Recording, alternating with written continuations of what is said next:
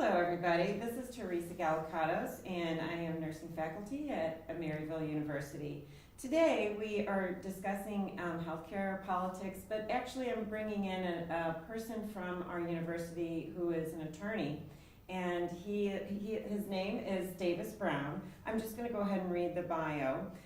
His bio is Davis Brown is an assistant professor of poli-sci at Maryville University in St. Louis.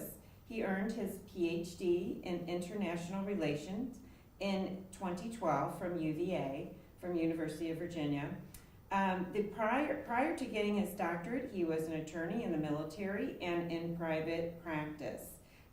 His JD is from NYU in 1994, and Dr. Brown teaches in all areas of politics, including government and constitutional law. So welcome, Dr. Brown. Thank you for being here today for our healthcare policy class. But in doing so, I had some questions and learning objectives, as you know. So we're going to first hear from you and hear just a small explanation or a lengthy explanation, whatever you choose, to explain the legislative process. So I'll go ahead and give it over to you. All right, thank you. So what I'm going to do first off is walk you through the legislative process.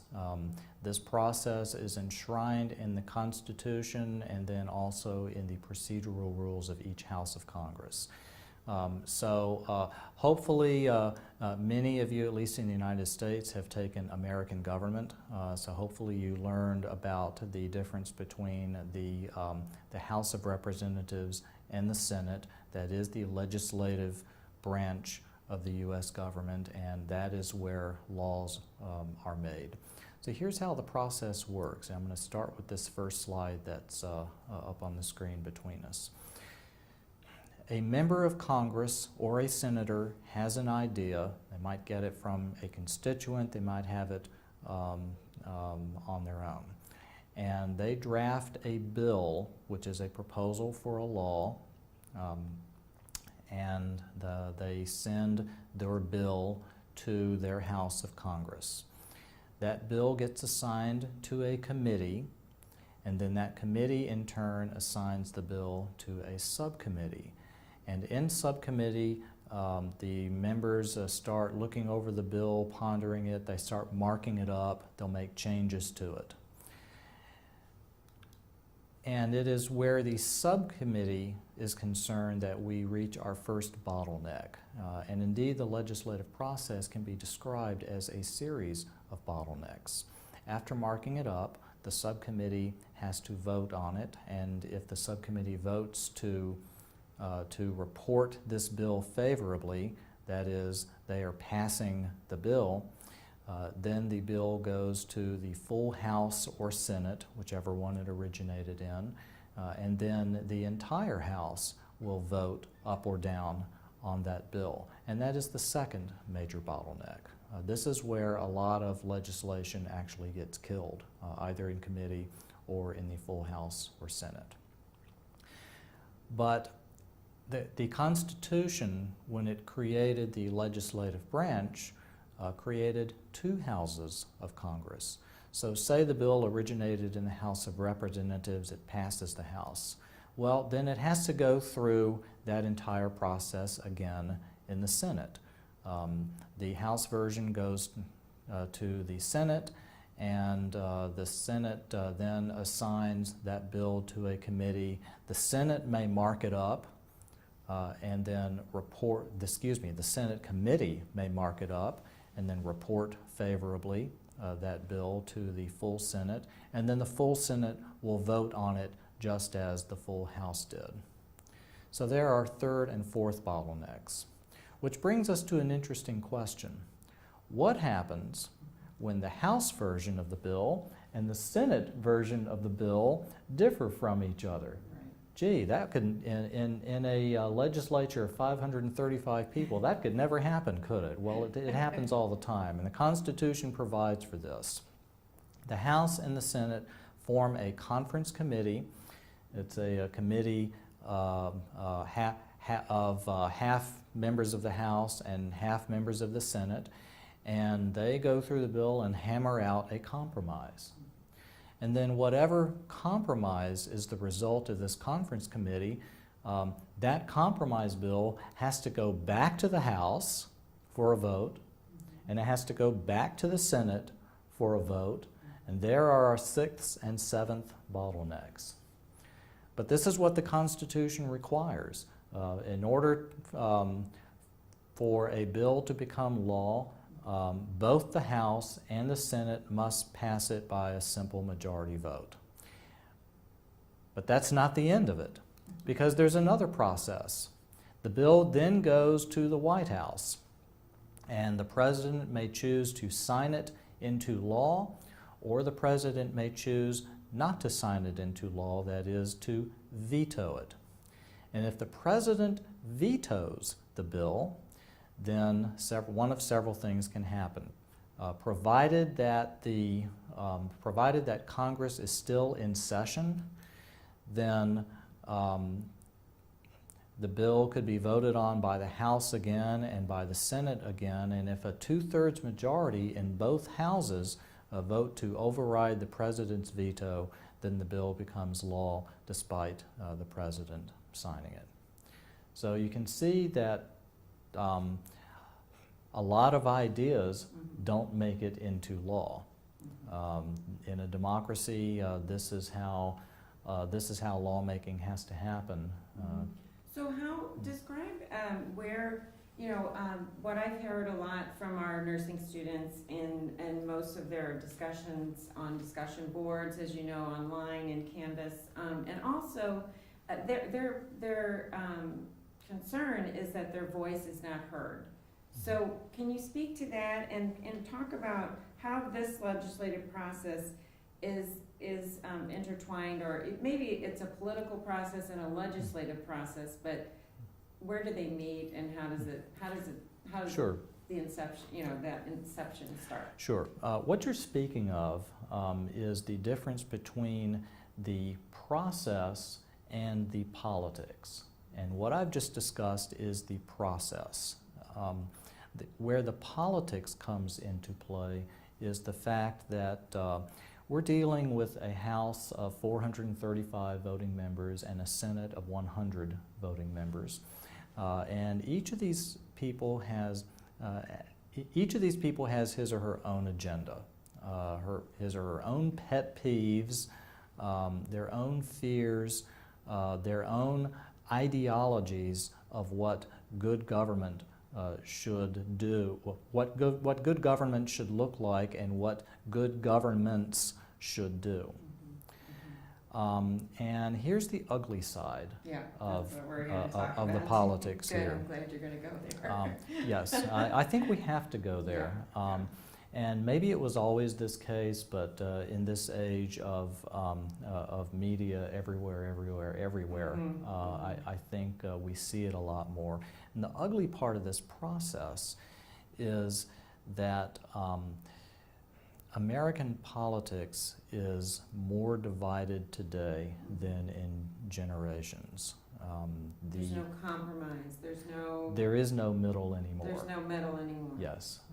And so the Democrats and Republicans, for which one could substitute the liberals and the conservatives, are often at odds with each other. Yes. And let me just give you an example of how this impedes good lawmaking. Okay. When I was in Washington before starting graduate school, one of the of-counsel of the law firm where I was working at was a former congressman from Tennessee. Okay. So this guy had access. I mean, he knew everybody. He lobbied. Okay. And was in a really good position to do it.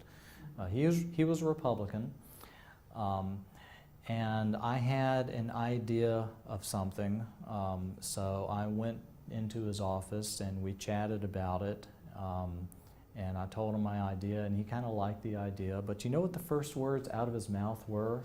What's that? The Democrats.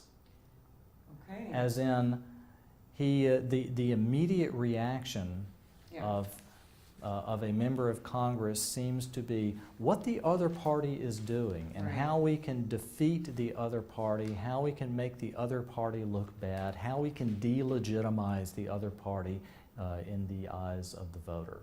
Yes, that's where politics is broken, and I don't want to, be political. Of course, we're at a university setting, but of course, there was you can't even elect a state or a speaker of the House or what have you.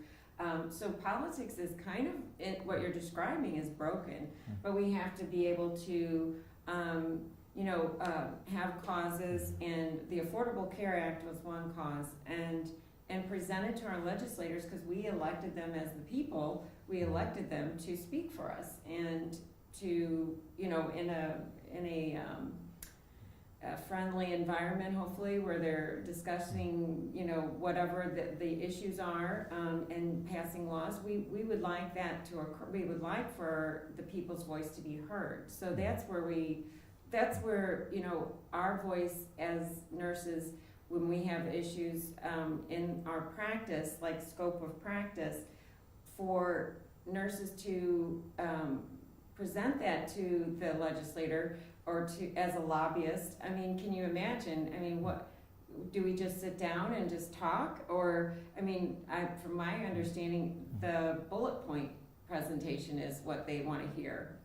Can you speak to that a little bit? I don't know if we're going off track, but I can a little bit. Okay. Let me first say, yeah, we are a university, and so it is our job not to get partisan political. And what I just described about the Republican former member of Congress, a Democratic former member of Congress would have reacted the same way. The first words out of his or her mouth would have been the Republicans. So the phenomenon I'm describing is not unique Okay. to one party.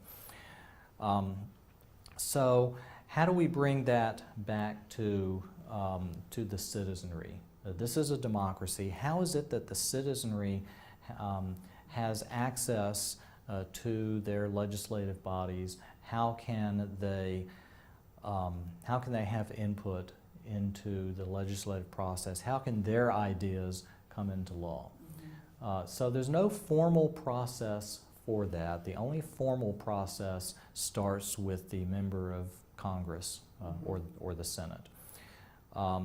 But senators and congressmen, their offices generally are receptive to communications by their constituents.